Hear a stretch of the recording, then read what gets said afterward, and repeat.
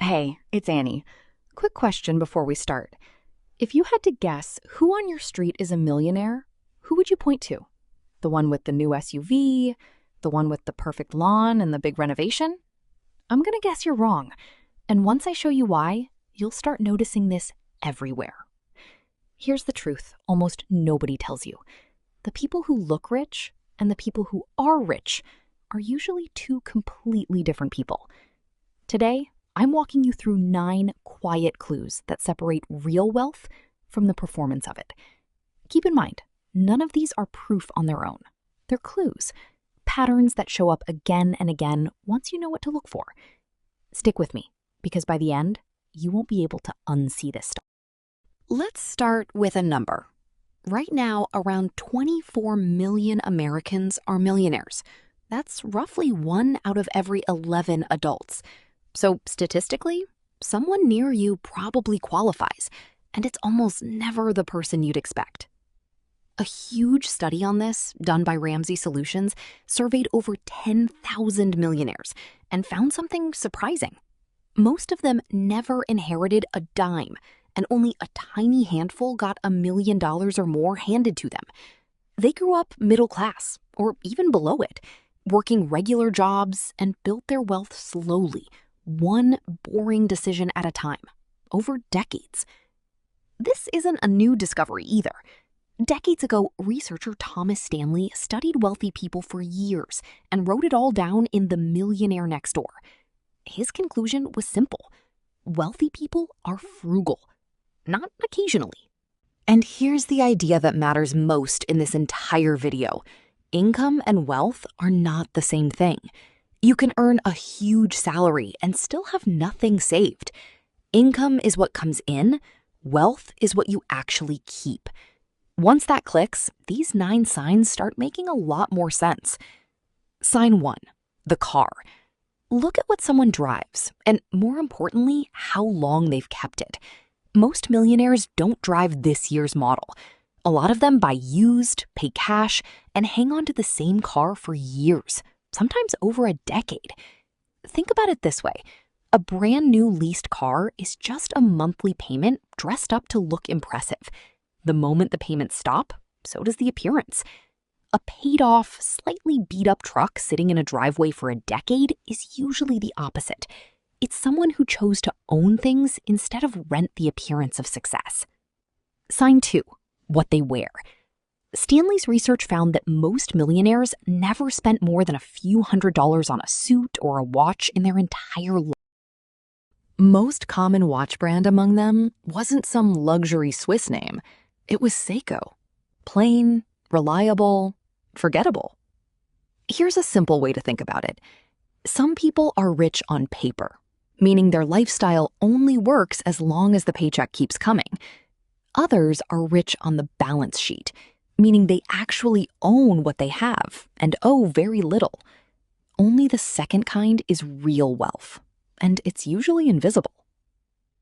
Sign 3, the house and the neighborhood around it. Most millionaires live in fairly ordinary homes, in areas where the average income isn't especially high. They buy something reasonable, pay it off, and stay put for decades instead of upgrading every few years. That's not because they can't afford more. It's because a paid-off house frees up money to grow somewhere else, quietly, in the background, instead of getting swallowed by a mortgage. The flashy house with the fresh renovation might be hiding a mountain of debt.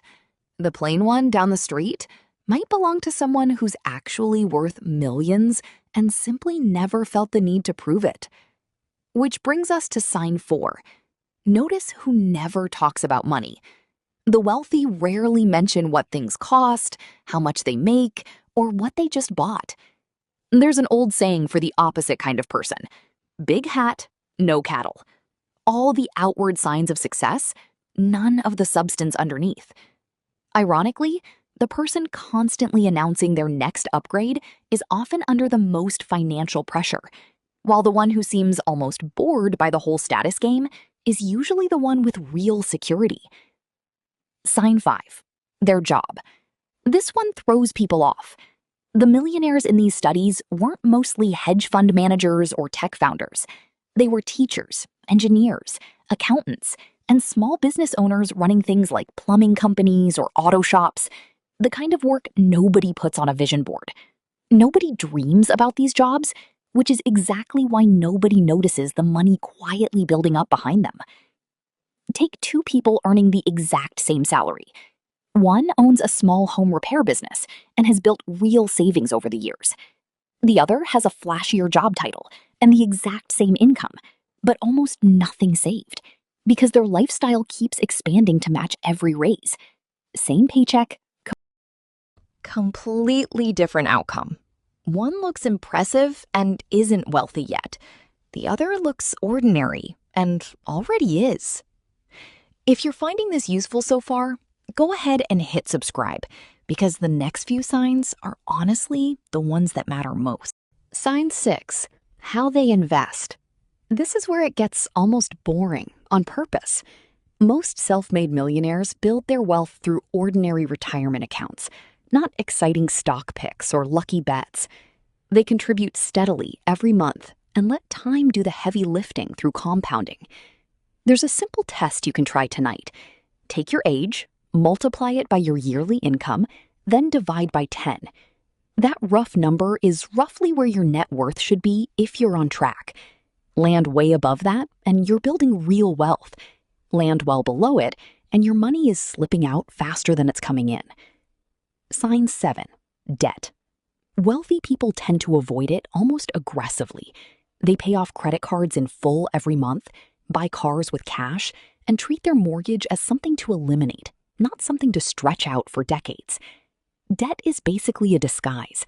It lets people who own very little look successful, and it lets people who actually own a lot appear completely average, until you look closely and realize they owe almost nothing to anyone.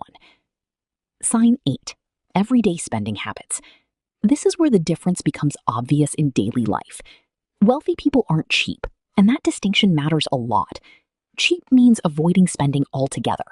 Frugal means spending intentionally, generously on what actually matters, and skipping the rest without guilt. The average person saves a small slice of their income. The wealthy consistently save a much bigger chunk, year after year, and that gap compounds into a massive difference over time.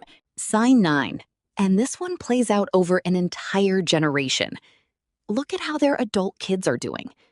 Stanley called it economic outpatient care, when parents keep quietly funding their grown children's lifestyle, covering the car, the vacations, the things those kids can't actually afford yet on their own. It almost always backfires. Kids who get constantly subsidized tend to build far less on their own, because the safety net removes the pressure to figure it out. Genuinely wealthy families tend to do the opposite. They invest heavily in their kids' education, then expect them to stand on their own 2 feet. So one of the subtlest signs of real, lasting wealth is a grown son or daughter who's simply living an ordinary, self-sufficient life, not one who's obviously being propped up. So the next time you're walking down your own street, slow down and actually look. Skip the lease car and the loud renovation. Look for the beat-up truck that's been parked there for years, the plain watch, the modest house someone's lived in forever, the neighbor who never mentions what anything costs. None of these signs guarantee anything on their own, and plenty of quiet, ordinary-looking people are simply that, ordinary. But together, these clues tell a much more honest story than the one we're used to believing. Because, in the end, this isn't really about spotting other people's money. It's about the gap between what you earn and what you actually keep, and whether you're building something real or just performing it. That gap is the whole game, and almost nobody teaches you to see it. If this changed how you think about wealth, even a little, subscribe so you don't miss the next one. And tell me in the comments, which of these 9 signs describes someone you actually know? Or maybe it describes you.